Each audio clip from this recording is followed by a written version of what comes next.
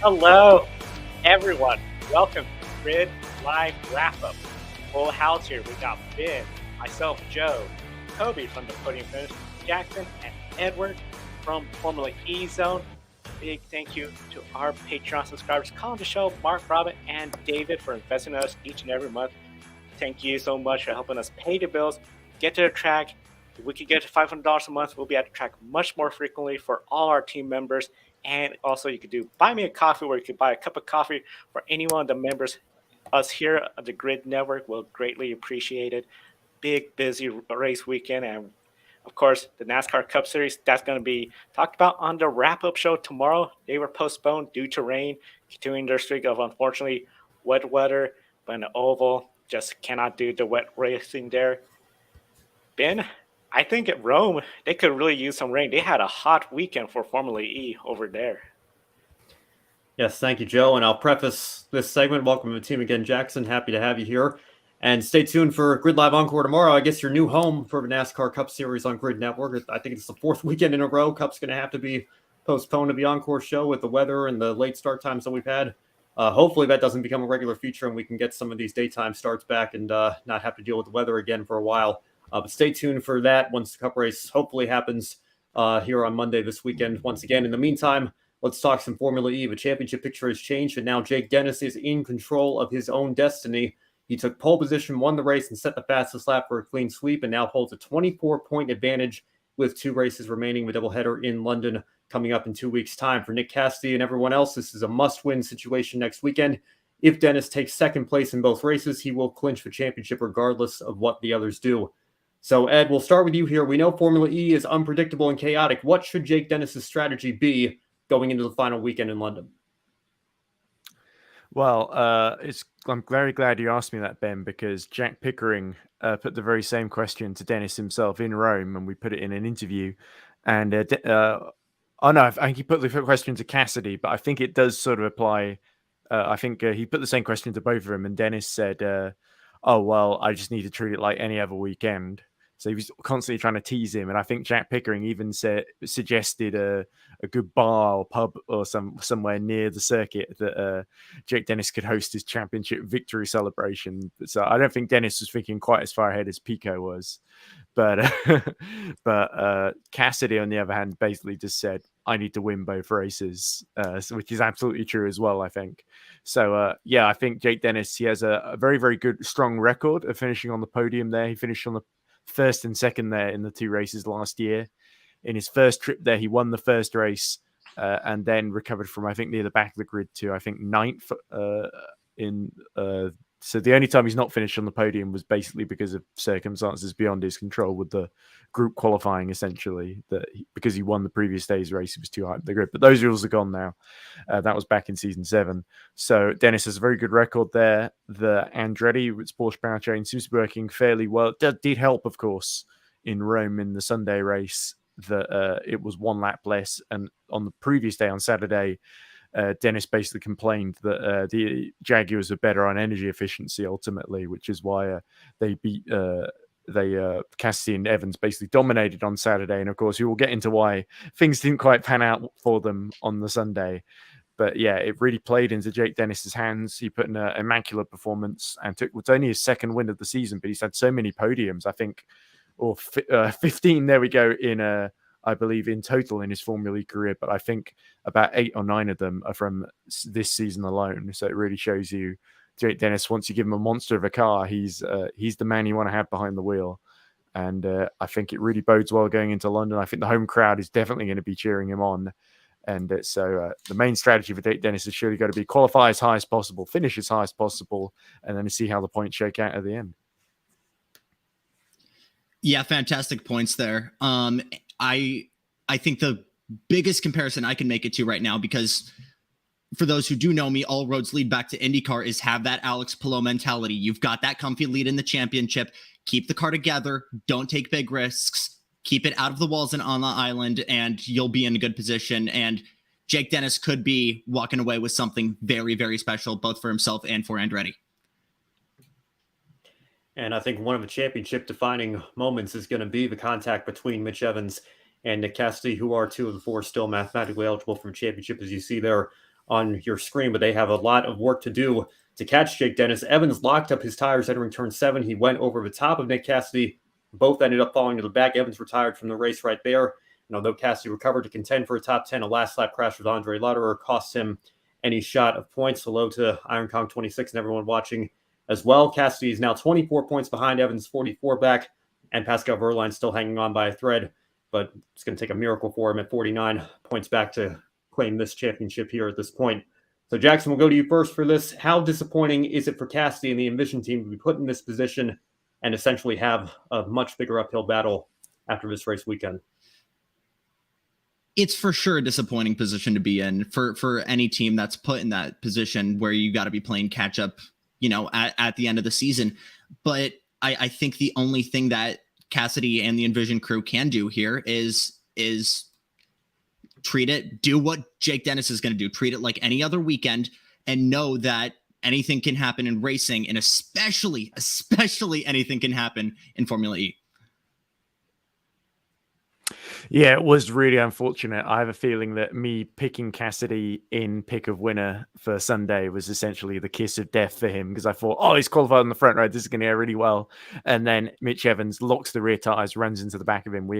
Pico did an interview with Nick Cassidy, and Cassidy said, oh, well, Mitch Evans came to talk to me about it afterwards, and Pico was like, what did you say to him? He's like, well, I didn't have much to say. It was him doing the talking, which I thought was quite funny. But yeah, you could tell a little bit dejected. It certainly put him in a difficult position going into London, being 24 points down, but it's certainly not impossible.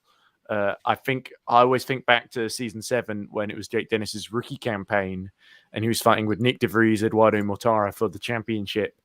And we went into those final races in Berlin. Everyone thought Jake Dennis having a brilliant rookie season. Even I thought, well, Jake Dennis, after that final restart, after basically Mortara and Mitch Evans crashed into each other on the start line, I thought, right, basically it's down to Nick De Vries and Jake Dennis. Surely Jake Dennis is ahead. He's going to walk this.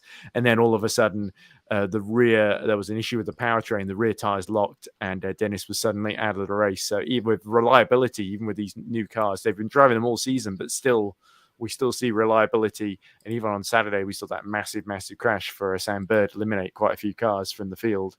So I think there's all sorts of random variables. And there was even a really interesting interview with Dan Tickton where Jack Pickering pointed out, oh, well, the weakness of the Neo 333, as you keep saying, Dan, is its efficiency. But in London, there always seems to be more energy left over. And then Dan Tickton says, I don't know if this has been widely reported, but they're going to really limit the amount of energy in terms of they're just going to increase the lap count, I'm assuming, the FIA that the teams are allowed to use. That means energy is going to be quite limited in a bid to sort of spice up some of the racing, because London, there's not a whole lot of places to overtake, sadly, at the London XL circuit with its indoor-outdoor sort of nature. It's essentially a few bits of the car park and the exhibition hall next to the DLR and the exhibition center, essentially.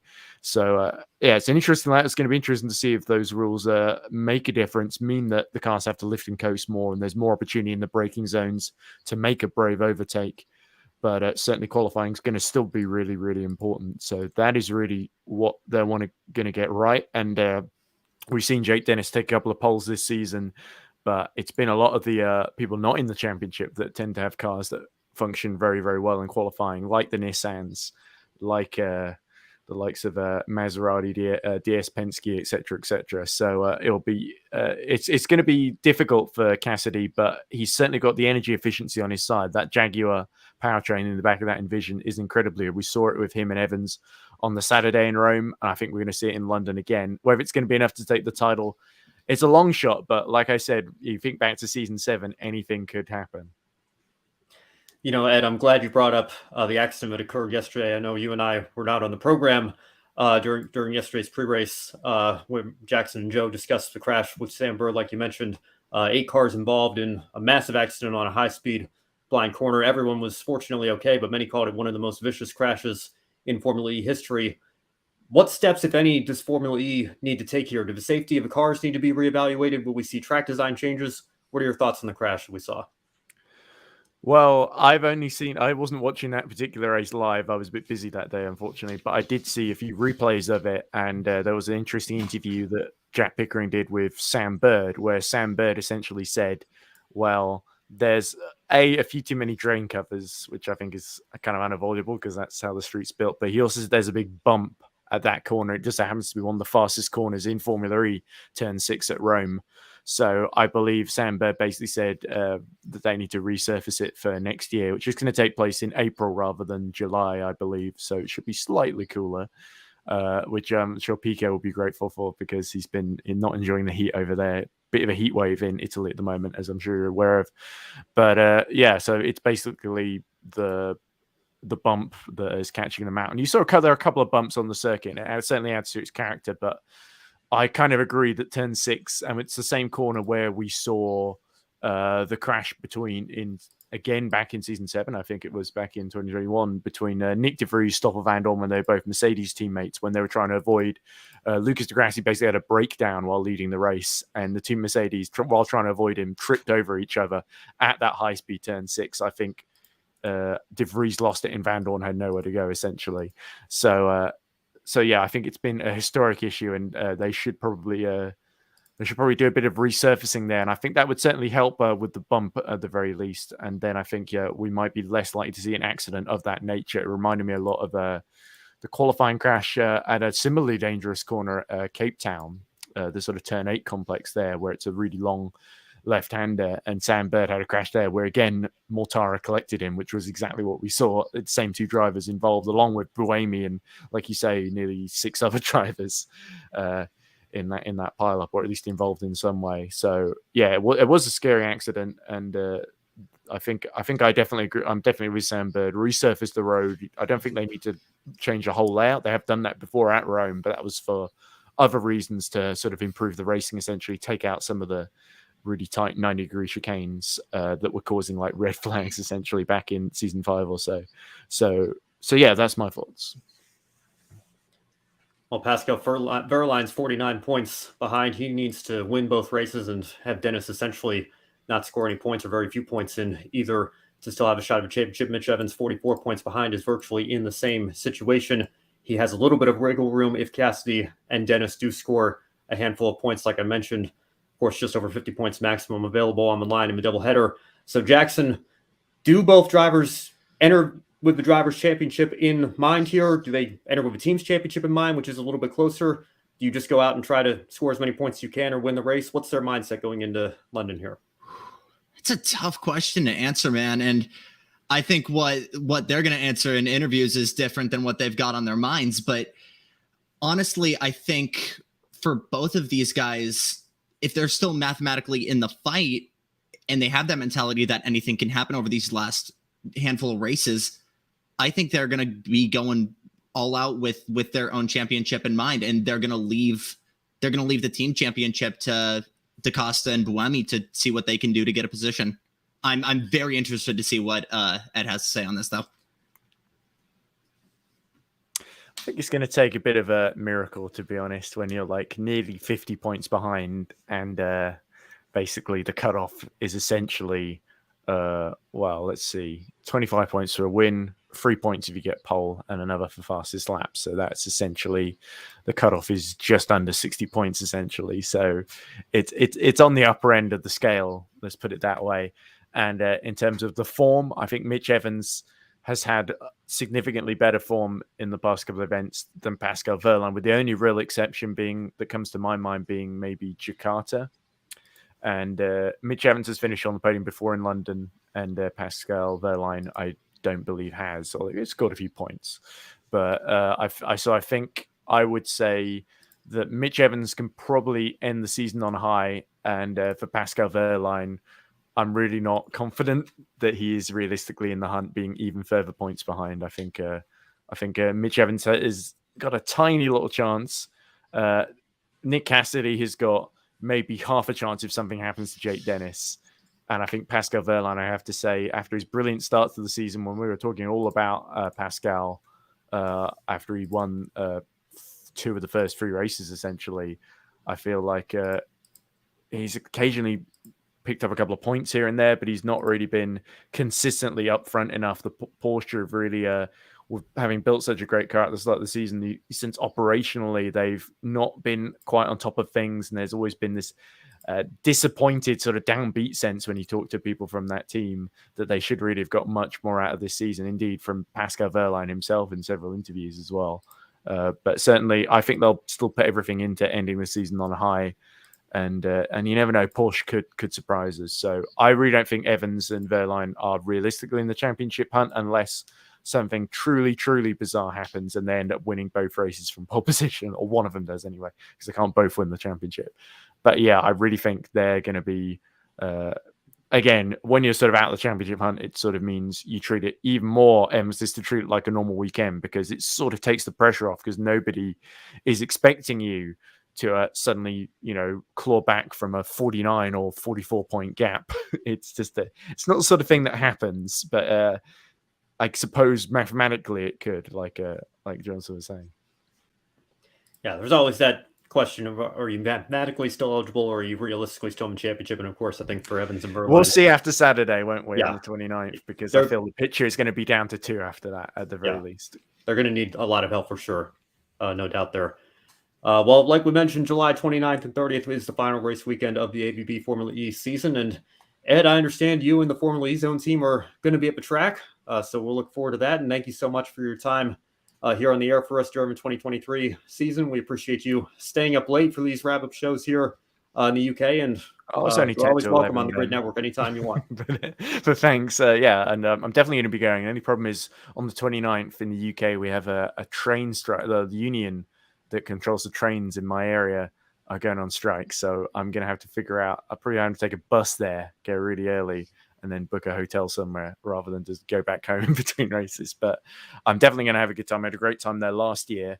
I don't think I talked about it on the show because I was probably completely tired by the time I got back home. But maybe if I've got a little bit of time in between the backlog of loads and loads of videos that they'll no doubt send me to edit, I probably won't be in any of them because I'll probably get to talk to them very briefly during the autograph session in the pit lane, Jack Giordamano and Jack Pickering. But certainly, I'm really looking forward to it. It's always great to talk Formula E on the show. And excited to see which way the championship hunt goes. I think, as I said earlier, I think everyone in the XL is going to be cheering on Jake Dennis, the man from Nuneaton, Warwickshire, which is nowhere near London, but still, I don't think anyone in the UK will be particularly picky when it comes down to just him versus Nick Cassidy. I think but I think all the New Zealander fans will be hoping for a miracle, and who knows, they might just get one. Shall I give my one shining moment, by the way? Yes, go ahead. We'd love to hear Rome. Because I haven't thought of it yet, which is probably really bad. But off the top of my head, I would say I think Nico Müller in the Apt, I think really stands out.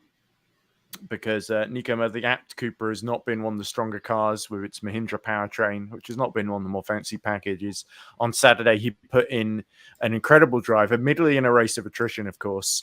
And I think we were talking about the accident earlier, Ben. There was a great interview with Sergio Sede Camara where he finished P9 and he said, well, I can't really celebrate the points because after seeing a horrible crash like that, the only thing in my mind is thank goodness everyone's okay, essentially, to paraphrase greatly, which I thought was very considerate from Sergio Sede Camara. And he's given a lot of really good interviews lately as well. He gave a great one after Portland where he gave a really interesting view about the pack racing we had there. But Nico Müller, we did an interview him on Sunday as well, and he just said, yes, we managed our energy well, and we were smart.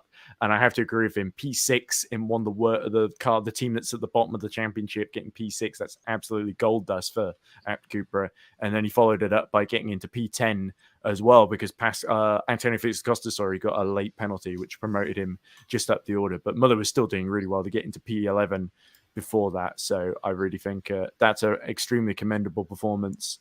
And Nico Müller, I think one of the really underrated drivers in the Formula E paddock. Nobody talks about him, but I think he always gets the most out of the package that he's given. And the attention's on Robin Freins, somewhat understandably, and he was the one who got the pole this season in Berlin. But I think Nico Müller deserves his dues as well for bringing home the bacon, as it were, in the form of points rather than pig meat. But anyway, that'll be my one shining moment. And thanks for having me on, Ben. And I'll let you segue into the next segment. Thank you so much, Ed. Always a pleasure to talk to you. Cheers. All right, see you, Ed. And before we move on to INDYCAR, I believe we have some comments in the chat room to catch up on. So if we could please display those. Got some praise here from Tom saying, Jackson, that you're really great as a presenter, and he would love to see you interviewing drivers at the races. I'm sure we're definitely going to see that in your future, Jackson. So Tom is a big fan, and to welcome Jackson to Grid Network, I encourage all of our viewers to go to Buy Me a Coffee and buy Jackson a coffee. Welcome him to the Grid Network family. And if you're liking our show tonight, please be sure to consider joining our Patreon so you can join Colin, Mark, Deshelle, Robin, and David, for all the wonderful people who support us, keep us on the air, and allow us to expand to bring people on like Jackson. And now looking at the NTT IndyCar Series race on the streets of Toronto, we saw plenty of chaos at the start with a multi-car pileup. Unfortunately, ended the races for Jack Harvey, Ryan Hunter-Reay, Benjamin Peterson, and IMSA champion Tom Blomqvist, who didn't even get to complete a single lap in his IndyCar debut. We saw two more cautions for incidents and two different strategies at play. The winning strategy to pit during the final caution or right before played out well. Christian Lundgaard earned his first career IndyCar win. It was the first win for Rahal Letterman Lanigan Racing since Takuma Sato won the 2020 Indianapolis 500, and Lundgaard had to get around Alex Palou, ending his 3-race win streak. Graham Rahal also got a top 10 finish, and of historical note, Bobby Rahal won the very first race here at Toronto in 1986. Starting with you, Jackson, how big is this win for Lundgaard, RLL, and Lundgaard's future? We heard it on air, Kobe. Lundgaard's last win, 2020 in F2 at Mugello.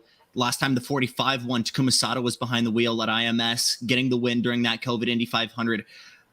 The highs and lows that RLL has experienced this season is unlike anything I've ever seen from a team in IndyCar.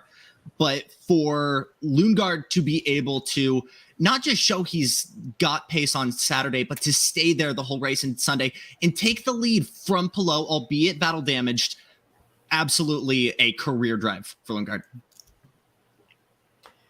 Yeah, guys, I didn't even realize that. This is the first win for Rahal Letterman Lanigan since Takuma Sato won the Indy 500 a few years ago. I mean, that just shows how much of a struggle it's been for this team. And of course, the Indianapolis 500 this year being, the polar opposite of what they experienced in 2020 with having a fight among their cars to see which one wasn't going to make the Indy 500. That just kind of summed up their Indy 500 experience.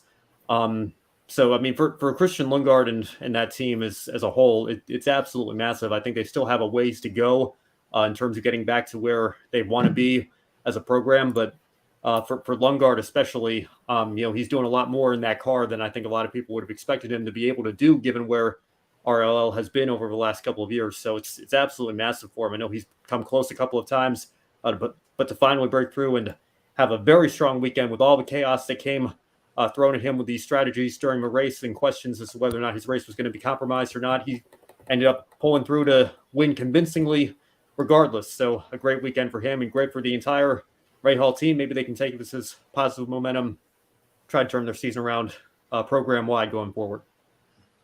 And Ben, this is definitely great timing for Rahal Letterman Lanigan Racing because the driver of the Hy-Vee car wins right before we enter the Hy-Vee doubleheader race weekend in Iowa. Yeah, so obviously this is a big win for Christian Lundgaard, as you mentioned. Jackson's first win since 2020 in Mugello in Formula 2. So it's been a while for him, been a while for RLL and IndyCar. For them to finally be able to put this together, considering all the struggles they've had this year, is absolutely massive for this team. We know it was massive for the organization when the IMSA team won the 6 Hours of the Glen. Lots of celebrations there, and there's certainly going to be a lot of celebrations for this one as well. And it seems like the program is really starting to put things together. And we've been talking about Rahal Letterman Lanigan Racing for months now, especially on the Grid Tonight shows when they announced all the changes that they were going through. And Adam Limmery says that Christian Lundgaard will win multiple times in IndyCar. He said this is the first one of many wins for the driver for Denmark. Totally agree with you, Adam. I see Christian Lundgaard winning multiple races in IndyCar. Maybe in the future he'll be one of the contenders for the NTT in IndyCar Series Championship. And that was what I said. Looking at where they were entering the season, they added people from Formula One, a lot of high-profile people in motorsports to this organization. We expected them to take a big jump, but unfortunately, this season has been, not so good overall leading into the day.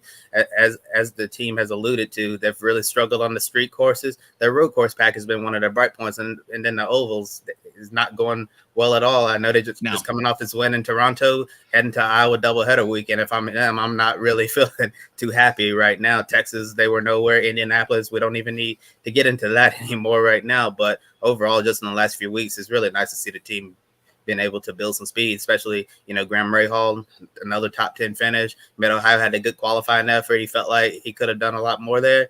So it's been cool seeing this entire team finally start to pull things together, and they're really building some momentum as we get deeper into the second half of the season. And two drivers looking to gamble were Scott McLaughlin and Scott Dixon, who stayed out. They were hopeful for another caution, but unfortunately it just didn't come out. Alex Palou, another hero drive by him, finished second despite having a broken front wing. He extended his points lead to a 117-point advantage over Dixon despite not winning the race, while the maximum points available per race being 54 with a win, pole, and most laps led. Last place awards 5 points, so the field can only gain 49 points on Palou if he finishes last. So theoretically, Palou can finish dead last in the Iowa doubleheader, both races next week, and still lead with the points lead. Ben, are the other front runners in trouble, and do you see anyone been able to take the fight to Palou? Well, I'll tell you, I know Joe's backstage right now, but my friend Luis Torres was saying in one of our group chats that maybe Joe's going to witness a championship coronation in Portland this year. He might wrap it up early with the way Alex Palou's been running, this season. To have a situation like that, I don't know how his front wing was hanging on there. I think Dylan Welch and some of the guys in the NBC booth as well were saying it was just hanging on by the decals there. That's how badly damaged it was. And he still came through to finish in second place and pick up the second most amount of points he could this weekend. So if you're the rest of the field, you have to be wondering, what can anybody do to stop Alex Palou? Because even with a damaged car, he still brings it home in second place. He's just on a completely another level right now. I mean, we need to start talking about this guy. I'm not saying his legacy is at the level of a Lewis Hamilton or Max Verstappen in Formula One, or somebody like a Kyle Busch over in NASCAR just yet, but he's up there right now with one of the greatest drivers in the world in terms of his series and his discipline and what he's doing right now. He has just been absolutely sensational. And you see the other guys up there, champions in their own right. Scott Dixon, Joseph Newgarden, Marcus Ericsson very nearly won the Indy 500 back-to-back this year. Pato O'Ward's been knocking on the door of a championship for a couple of years now. Scott McLaughlin, a winner over in Supercars. These are very, very talented racing drivers, and Palou's taking the fight to all of them and just pulled away to a massive gap. I think the championship is his to lose at this point. I don't see anybody being able to close the gap up with so few races left in the schedule. Iron Kong 26 says happy for Lundgaard. He's been knocking on that door for a while, absolutely. But Palou was right there, even with a damaged car. I think this championship is all but wrapped up at this point. It's going to take a catastrophic failure of some sort and collapse for Palou to not win the championship at this point of the year. Another thing we saw in the comments from Iron Kong, Grosjean has crashed out of 5 of the 9 races this season. Thoughts? Oh, we'll get to that. Just you wait. But yeah, man, if I'm anyone sitting in the championship fight right now and I'm giving it my all, and this guy with half of a wing dragging off like it's the end of Driven is still on the podium, I'm thinking, what do I even do at this point? But I think there was a lot of, I don't want to say controversy, but a lot of questioning about the legitimacy of Palou's skill after winning the COVID season in INDYCAR. And I have never seen someone prove themselves this hard following this. I really don't want to say it's over this early. I do genuinely think that it's possible for that gap to certainly narrow, especially considering we still have 3 races on short ovals, which we know is not his strongest point. I don't want to say we're throwing in the towel just yet, but talk to me in maybe 4 weeks and I might have to be agreeing with you, Ben. Yeah, for sure. It's not over until it's over.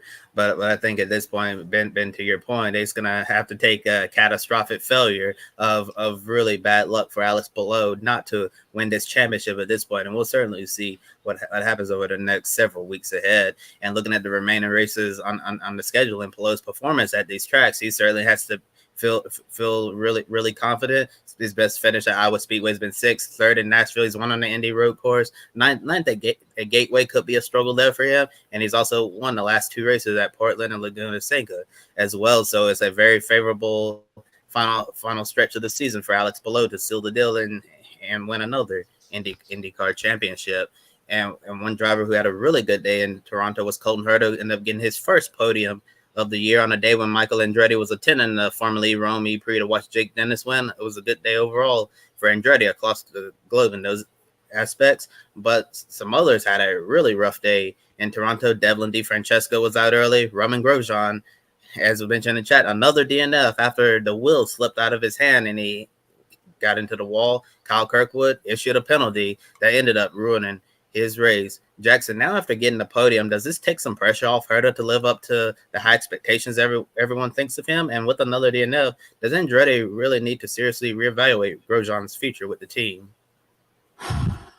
Let's start with Herta, because I do think it was a fantastic drive. You think about where Herta is from a skill set area, and we know he's fast at street circuits. I think if you look specifically at what he's fantastic at, it's being able to stick the car and be able to overtake in places that might be unconventional or farther back than what might be expected. So I would genuinely consider Herta as one of the best overtakers in IndyCar right now. That being said, as great as this podium is, we know how the rest of his season has been. And you could say that some of that could be because of bad strategy, bad pit stops, but the wins and the good results need to be consistent for Herta. This is a great start, but we still need to see consistent top 5s, top 10s from the kid. Regarding DeFrancesco, I was talking about this yesterday with Joe. I think the experiment is over. As much as I wanted to give him the benefit of the doubt for his sophomore year, he's had one career top 10, and I think it's time for him to really, really reconsider.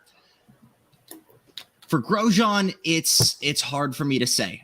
I would need to see an actual look at the replay to see if something broke in that car for the wheel to slip out of his hands. Maybe something like what happened to Rossi towards the tail end of Long Beach. But I don't think Andretti is looking to get rid of Grosjean just yet. But with that knowledge that he's got a seat next year with Iron Lynx running Lamborghini and GTP, it's definitely going to be a maybe for that 28 car, guys. Yeah, Jackson, I know you're talking about this yesterday. I think it's not even one top 10. I think it's one lap led. I don't even think he has a top 10 yet in that 29 car for Andretti. So it's certainly been a struggle for him. And again, I watched the show yesterday. I know you and Joe were talking about that. I think that, I'd be very surprised if he's back in that car next year, just from what I've seen. I'm sure he's a good kid, but, he has not been able to perform in that car. And I know that the entire team has really kind of been behind the 8 ball in many respects. I know Colton Herta, has had us tracking where he is in the point standings because we're curious as how many super license points he has, because there's always those F1 rumors with him and Andretti Global. And I think certainly he's, based on what's happened in Formula One this weekend, maybe he's happy he missed out on that AlphaTauri seat with how ruthless that Red Bull program can be. But, I think for Colton Herta, like you mentioned, Jackson, this is nice to have this podium today. But we need to see that consistently going forward from him, because the rest of the season, it's been a bit of a down year for him overall.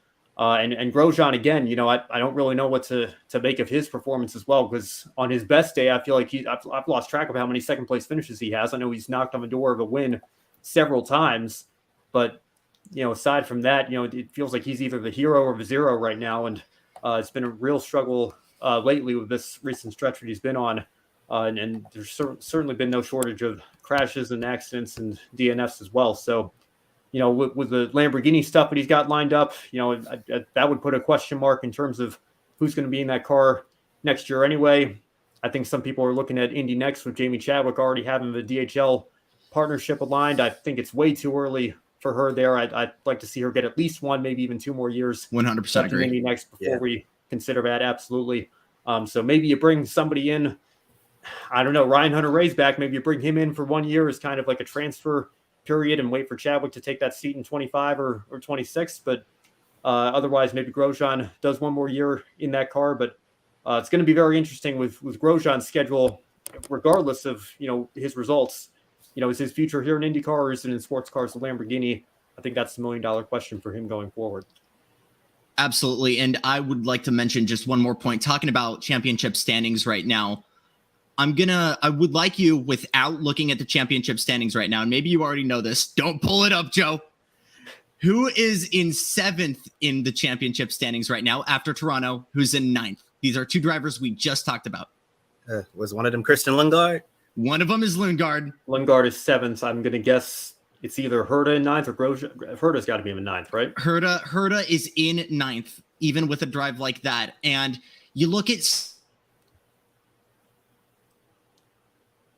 single race this year, and I'm not doing that to say, well, it does show Palou's dominance, but we know the kind of driver that Scott Dixon is and what the key to success here is for getting a long run for a championship. And it's not necessarily wins. It's just about consistency, man. I just want to point out as well, doing some quick math in my head, you see Felix Rosenquist down there, 234 points back. He's 117 points behind Scott Dixon in second place. The gap from 2nd to 12th is just as big as Alex Palou's lead over Scott Dixon right now. If that doesn't tell you how dominant Palou has been, I don't know what does. I mean, that just drives home the point even more. It's been absolutely a phenomenal year for him so far, and I think he's, if not one hand on the championship, Jackson, like you were mentioning, I know there's still time for a catastrophic collapse here, but certainly with the way he drove today, I don't see that happening. If he can take that car to a second place finish with a broken front wing, I think the sky's the limit for him. Absolutely, Ben. And I think we're approaching this very differently than maybe when you're watching Formula One and you see a long streak of dominance from Max Verstappen right now. We talk about Lewis Hamilton and Vettel in the past, because we know that these guys are in not exactly the same, but very similar machinery, and that reliance on driver talent. When we see someone chain something together like this, we were talking about the last time it could have been a 4 streak, Sebastian Bourdais. It's got to be that level of talent and dominance. And although he wasn't able to continue it, I think we got to walk away from Toronto this weekend knowing we've witnessed something still very, very special for Palou, guys. Yeah, definitely. And getting back to the question, looking at where Colton Herta's season's been, I think he can definitely lead Toronto with his head up, happy with the way the day's gone. And Jackson, you mentioned that Colton, in your opinion, I think Colton Herta was one of the best overtakers in IndyCar, but I think certainly one thing we can all agree on is that Colton Herta has certainly not been one of the best finishers in IndyCar, because it seems like something is going wrong at some point, whether it's a driver error on his part, whether it's the bad strategy we saw at Road America, which ended up costing him big time, or other things. It seems like that Herta and his number 26 Gamebridge team is still having a whole bunch of issues, but today is a small step in the right direction. We'll see if he's able to get a win later on this season. And looking at Romain Grosjean, it's really interesting to see how this whole situation has turned around, because earlier in the year, I remember reading an article on Racer.com by Marshall Pruitt talking about Michael Andretti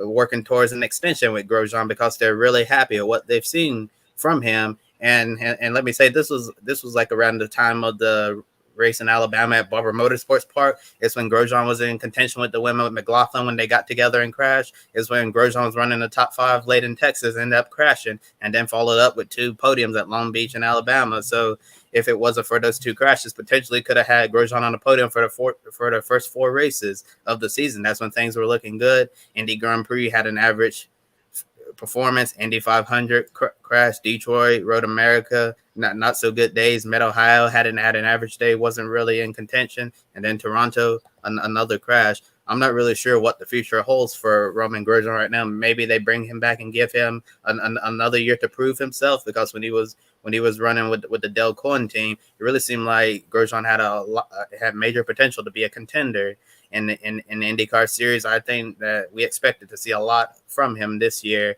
but unfortunately, we just haven't seen Grosjean be able to put it together and get that first IndyCar win. And we'll see how the rest of the season goes for him and whether Andretti will decide to bring him back next year or not. But certainly, he's not helping his case with all of these DNFs that are happening. And we mentioned the moment when Scott McLaughlin and Scott Dixon both stayed out. The caution never came, and they both missed a spot on the podium. Dixon, as you saw on the screen, still second in the points, and the battle for second place remained tight. Joseph Newgarden, Marcus Ericsson, and Pato O'Ward all within striking distance. McLaughlin and Lundgaard are now in the mix because of today's results. Could the battle for second place in points create a situation where so many drivers are racing hard, Palou can potentially points race his way to locking up the title a few races early and capitalize on mistakes by others? Yeah, I think Palou's already there. I don't know if it's in his DNA to points race based on what we've seen from him over the last several races in particular. But, if you look at the gap that he's got, we've been talking about all show here. He's absolutely in a situation where he doesn't need to take unnecessary risks. And I say that as somebody who was driving around with half a front wing in the race today. I don't know if that's, going to be a mindset that Palou's even considering. But if you want to talk about a good championship strategy at this point, with how many points he has in hand over his teammate Scott Dixon and even further back to Newgarden and his other teammate Marcus Ericsson as well. He certainly is in a position where, the others are going to have to be throwing Hail Marys out there already to try to close the gap, let alone overtake him in the point standings. So he certainly doesn't need to take any unnecessary risks or danger there. He can just, sit back and settle for a third place, final step on the podium or a top five. If he does that all the way through. I mean, we saw it last year with Will Power only winning one race, and still being consistent enough to run to end up taking the championship in 2022. So with the amount of races Palou's won at this point, with the amount of points in hand that he has over the rest of the field, he's absolutely in that position right now. It's going to be one of two scenarios, Ben. Either we have someone else chain together a fantastic streak like that, and I think a guy like a Dixon or an O'Ward could do this, especially knowing how fast O'Ward's been over the years at Iowa. And I think we're also going to need some insanely big streak of bad luck from whatever Alexander Rossi has. He's got to be able to pass that juju onto Palou for him to be in a position where, he's like, oh my gosh, I might actually be losing the lead here. But I do. It's hard to say the championship is not in his favor right now. Interesting thing I want to mention, though, is I cannot think of the last time that the championship battle for IndyCar hasn't gone to the last race of the year. I don't know if you guys are aware of when that would be. I want to say it was maybe Dan Weldon in 2005. I know he won, I think, 6 races that year. My Champ Car history gets a little murky. I don't know. I'm sure Sebastian Bourdais was running away with several titles during that stretch of 4 seasons. But as long as I've been following, and I remember, I think 06 came down to a tie actually with Hornish and Weldon, if I recall correctly. That might have been the year that was.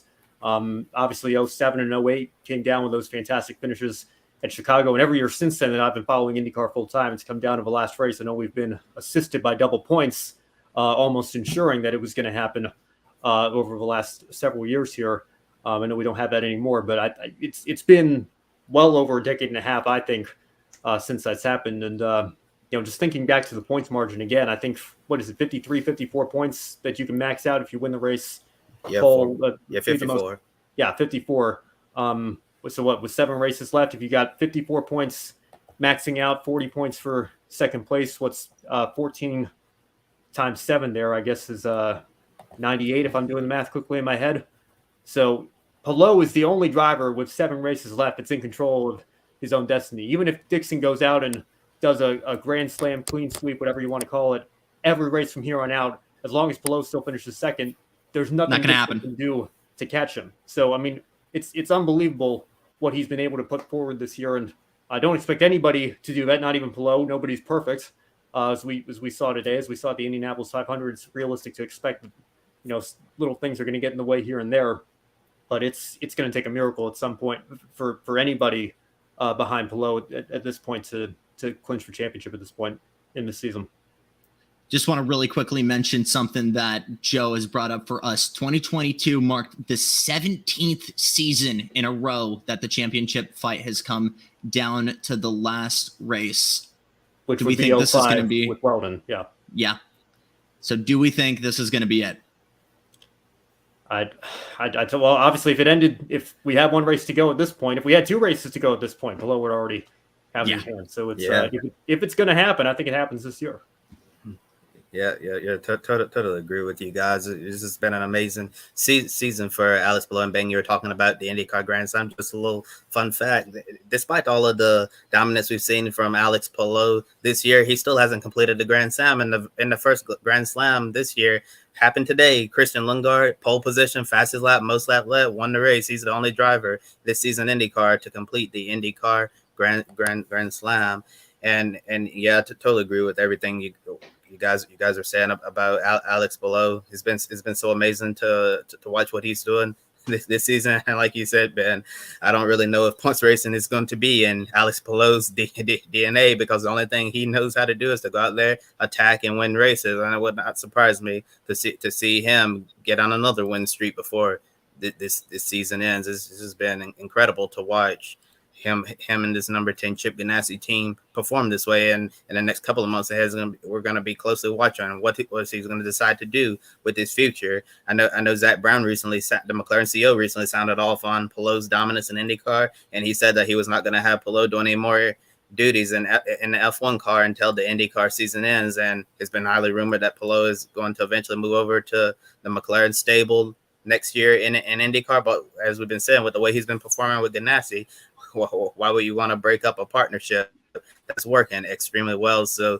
I'm sure Alex Palou is going to have a lot of thinking, a lot of hard decisions to make in the next few weeks and months ahead when he decides what he's going to do in 2024. And looking at the rest of this season, there's one more street race left, and that's Nashville after the Iowa doubleheader. 3 oval races at 2 tracks, Iowa and Gateway, and 3 natural road courses remain, Indy road course, Portland, and Laguna Seca. There's been 6 different winners this season. Some names that haven't won so far is Scott Dixon, Pato Ward, Will Power, Alexander Rossi, and Colton Herta. So Jackson, out of all of those winless drivers, who has to be most excited about the remaining tracks on the schedule?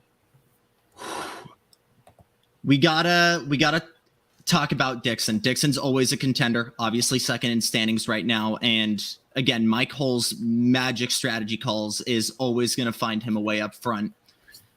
When we think about where these guys have won last, though, Dixon, I believe, was Nashville 22. Ward might be the next in line, though. And I genuinely believe that, considering he's always had pace at short ovals. His last one was Iowa last year. And I genuinely think he'll be in contention. It's hard for me to get excited about Will Power unless the cards really fall in place for him. He was very, very quiet first half of this season, and we saw a lot of good stuff from him today. P8 today was running up with Joseph for a while there. And as for Herta, for both Herta and Rossi, they just got to stay in the right, they got to stay at the right part of the track, stay out of trouble, and make sure, find a way around the bad luck, we'll say. You know, I'm looking at Scott Dixon and Will Power, 2 legends of IndyCar racing here, and thinking to some consecutive season streaks with at least 1 win. Just checked, the last time Will Power went a full IndyCar Series season without a win was actually back in the Champ Car days in 2006. The last time Scott Dixon did it was 2004, when he put the number 1 in his car after winning his first championship, then had his worst title defense ever and never made that same mistake again. So those guys certainly have to be getting to the point where, you know, it's got to be weighing on them a little bit to try to win a race. I think, you know, even though Dixon's second in points here, like we mentioned, I don't know if the championship comes to mind at this point unless Palou just starts having a total breakdown and collapse and Dixon goes out and wins a couple races, and then maybe you look at the points gap and say maybe we've got something here. But I think for everybody we just listed off, including Pato Ward, you see Alexander Rossi back even behind Colton Herta at this point. I think it's, you know, he's not thinking about the championship right now. He just wants to win again. Colton Herta's got to feel the same way. I think that's the mindset that all of them have to have at this point, regardless of whether we're going to an oval, street circuit, natural road course, or whatever the case may be. So in terms of who would have to be the most excited out of all of them, I guess I'd maybe go with Scott Dixon being excited for his teammate of the season that he's had, but you know, wanting to win a race himself. But I think that's the mindset of everybody else at this point. Just try to go out and win every race, and we'll see what happens in terms of the points. But Palou's probably too far ahead. Yeah, for sure. And the real battle right now might be for second in points, where Palou really been out there. But certainly you want to look at the 2 veterans of the series, multi-time champions, and Scott Dixon and Will Power, been the ones who can go out there and win races. But based on the equipment that he's in. I think right now the Ganassi cars are definitely have a little bit more edge over the Penske. So I definitely pick Scott Dixon to be the one that can win. Certainly think Pato O'Ward can do it as well. You know, Pato's really good on these ovals. They like to talk about his ninja hands and how fast they are. I think Iowa's certainly a really good track for him. So it would not surprise me to see him take one or even both of the Iowa races that are coming up. But it's certainly been an interesting year for O'Ward because he's been quick, but he just hasn't been able to seal the deal. You know, got into a little argy-bargy at certain tracks and all of that. So we'll see if Palou able. I mean, not Palou. We'll see if O'Ward is able to close out the year with a win for Arrow McLaren. And looking at Scott Dixon, I was wondering when was the last time Dixon had a winless season. We could see a streak come to an end this year if Dixon doesn't find the top step of the podium. The last time Scott Dixon did not win a race was all the way back in 2004. So it's certainly been a very long time since we've seen a winless season from Scott Dixon. I'm sure that's a streak he'd love to keep going until the year he decides to retire from IndyCar racing. And as long as Alex Palou starts each race, only 22 drivers are left with a mathematical chance at the championship. And those that include Jack Harvey, Simon Pagenaud, Stingray Robb, and Benjamin Peterson among the full-time drivers. Harvey and Pagenaud aren't having a good season in their second years with their respective teams. Ben, is it starting to look very unlikely to see Harvey and Pagenaud back at RLL and Meyer Shank race? I know we've really touched on this quite a bit over the last few weeks and months ahead across our Grid Network programming. You know, as great as it is for Ray Hall and the entire RLL team today with Lundgaard winning, I think there's a lot of change that needs to come to that team. Jack Harvey, as great as it was to see him bump his way back into the Indianapolis 500, as good as that must have felt, it's not been a very good year for him, and I'd be very surprised if he's back with Ray Hall in 2024. Simon Pagenaud as well. I know it's been a down year for him. He's a champion, a 500 winner with Team Penske. You know, Meyer Shank, I think, is a team that, you know, has some potential. Obviously, they won the Indianapolis 500 as well just a couple of years ago with Elio Castroneves, but you know, and Pagenaud's also been thrown for a loop now with his injury after the massive flip at Mid-Ohio, and certainly we hope to see him back sooner rather than later. But I think he might be due for a change of scenery as well, based on how his season was trending even before the accident. So, but Harvey in particular, I'd be very surprised if Harvey's back to Ray Hall in 24.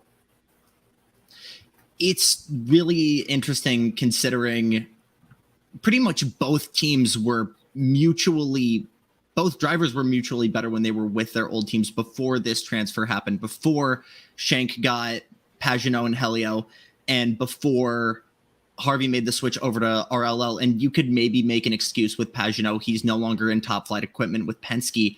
But as much as I want to see Harvey stay, that's considered a big step forward when it's to a team like RLL.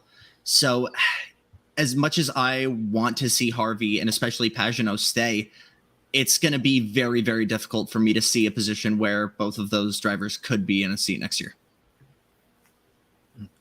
And I don't know if you guys saw this on the Peacock post-race show, but they were interviewing Bobby Rahal, and he was talking about Lundgaard, Hy-Vee at number 45 team, and then Graham Rahal at number 15 team starting to get better. But when he got to Jack Harvey, Bobby Rahal started stumbling over his words a little bit, and he was saying, "Oh, Harvey's number 30," and then he said, "And he didn't even know what the sponsor was on Harvey's car." Don't you guys think that was very telling of Bobby Rahal? Like he was able to talk about Christian Lundgaard, Graham Rahal, but when he got to Harvey, like I'm like, wow, you can't even remember who's on the car in the number 30, or do you think it's just because Rahal, Letterman, Lanigan Race is such a big company that it's just hard to remember it all?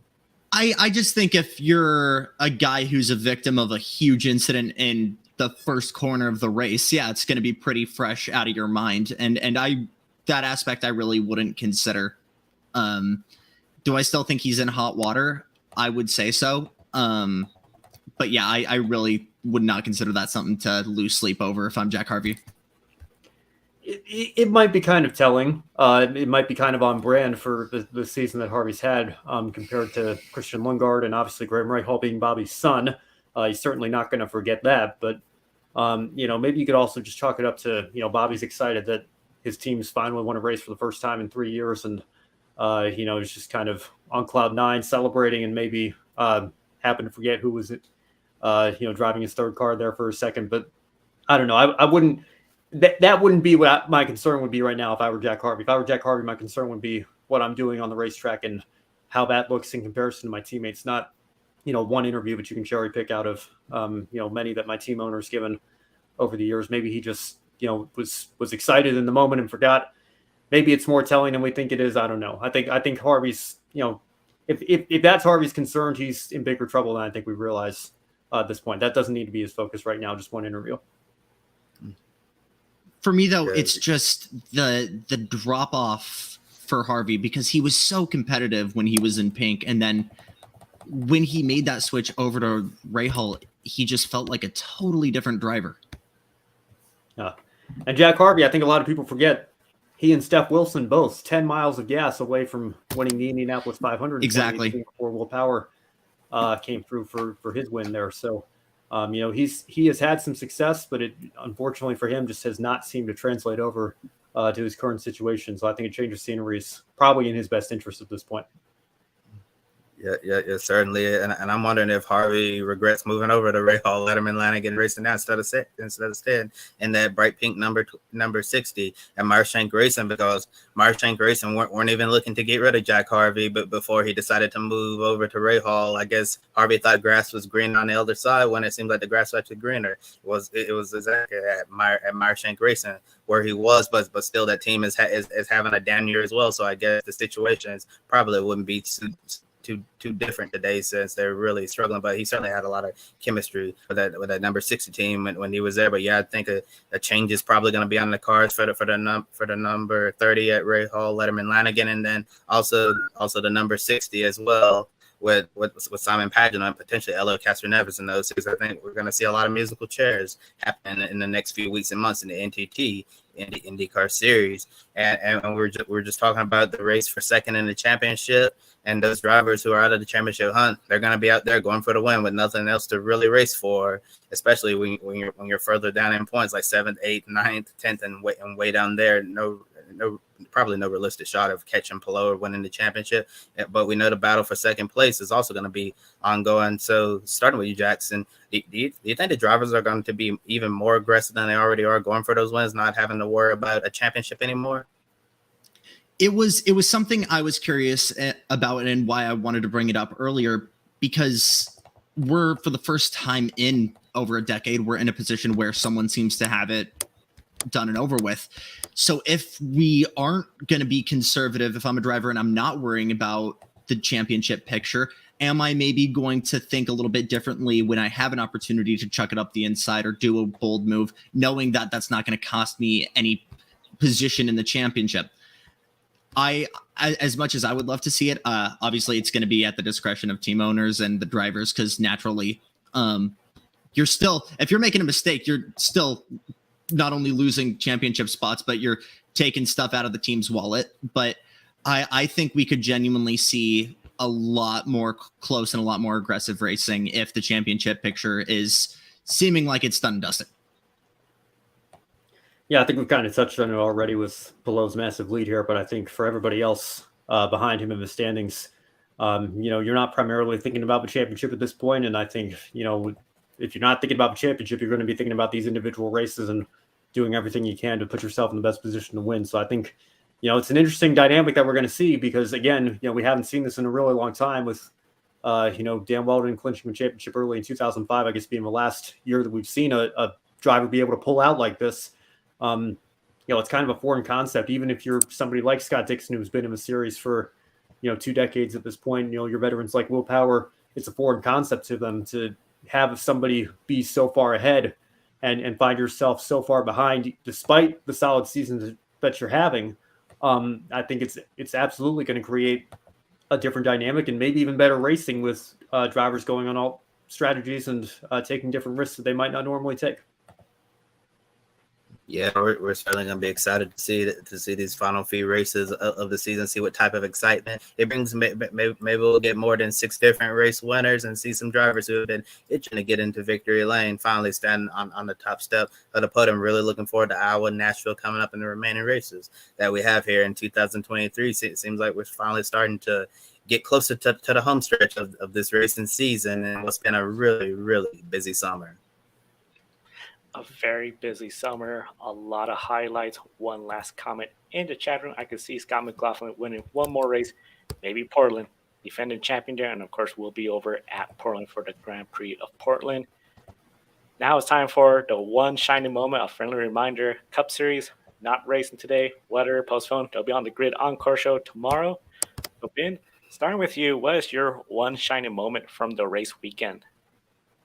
Well, the anti-shining moment is the weather. It is, I think, the 4th weekend in a row that we've had weather impact the NASCAR Cup Series in some way. So, like I said, your new temporary home, I guess, for Cup Series race recaps, the Grid Live Encore show. Make sure you tune in with me, Brandon Crossland, and Casey Campbell tomorrow to recap all the racing action of the series we normally cover on that show. But as for this show and this show's one shining moment, I think Lundgaard is too obvious, so I'll go with the guy who finished second today. I don't know how. With all the damage he had to his front wing, holding on there just by a thread. But what more can you say about the season Alex Palou is having? He is absolutely worthy of multiple shining moments based on his last several races here in this series, running away with the championship. That's my pick. I'll hand it over to the rest of you guys now. Ooh, man. I mean, I wanted to say Palou too, especially with that fantastic overtake on Grosjean, basically coming out of a slide and just keeping it pinned and setting it up for an apex through 5. But if that's already taken, Marcus Armstrong, have yourself a Saturday or Sunday. Fantastic performance for him as a rookie. Been a lot of questions about where he's going to be next year, if he's going to stay with Ganassi, and obviously only competing with Canapino for Rookie of the Year, but for sure holding his own, not just as a Ganassi driver, but as an IndyCar driver. And I'm going to give my one shining moment to Ray Hall, Letterman, Lanigan Racing as an entire team to see everything they've been through the last several years since their 2020 Indianapolis 500 victory, all the struggles we've seen this season, and to finally put it all together to get a race win. I think that's a really special moment that many members of this team will not forget for a long time, and obviously Christian Lundgaard as well. He finally got his first career IndyCar win, something that a lot of us have probably seen coming for a very long time since his first race in the IndyCar. So remember, made the Firestone Fast 6 on the Indy road course. A lot of people were very impressed with this guy who was coming out of Formula 2, relatively unknown to the American racing audience, and now everybody in IndyCar knows who Christian Lundgaard is. And I think if Ray Hall, Letterman, Lanigan Racing continues improving across the board, try to make that program a little bit closer to more of the regular front runners, Lundgaard and RLL might be a force to be reckoned with in the future. My shining moment is over in Formula E, the Maserati team. 1 year ago, this team, they had Eduardo Martora fighting for a championship. He switched over to Maserati. A lot of people thought they were going to be championship contenders. Been a dreadful season. Finally, this weekend at Rome, of course, home country of Maserati, we saw Max Gunther get a podium, 3rd place. And then in the second race, Eduardo Martora, 4th place, was catching up towards the field. Great effort by them to start turning their season around, because it's been very dreadful overall. They had to be pretty happy. Maserati back in racing, and to get a podium and a 4th place in their home country race, big effort for them. That is my one shining moment. And of course, we'll have more shining moments tomorrow on Grid Encore. Ben, Brandon, and Casey will be on the air. Then Wednesday, Grid Tonight, Kobe Lambeth will be on the air as well too. And then we're going to do this all over again next Saturday. A busy race weekend. We have SRX, Formula One. Then we have the IndyCar doubleheader at Iowa, the NASCAR Cup Series, and World Rally Championships back. So we're going to have 2 pick-a-winners early before Saturday's show. So be sure to tune into Grid Tonight for SRX and WRC pick-a-winner. And don't forget, we also have IMSA as well. Encourage everyone to visit the website gridranking.com. If you're interested in more sports journalism, have a background in journalism, and you get your foot in the door, check our LinkedIn page. And, of course, follow us on Twitter at Grid Ranking. We're also on Threads. You can visit our website, see all our social media presence, and, of course, if you're watching us on YouTube, hit the bell icon and subscribe so you don't miss any of our programs. And once again, a big thank you to our investors, calling the show Mark and Ron, for investing in us. Invest in the Grid Network. We could be at the track much more frequently and continue adding more experience for our team members. For Jackson Lambros, Ben Schneider, Kobe Lambus from the Podium Finish, as well as Edward Hunter from Formula E Zone, I'm Joe San Diego. Thank you for watching today's show. We'll see you next time. Thank you for watching us right here on YouTube. Be sure to subscribe and check out some of our other videos, including Life on the Grid, where we interview folks from the motorsports industry. Thanks for watching. We'll see you next time.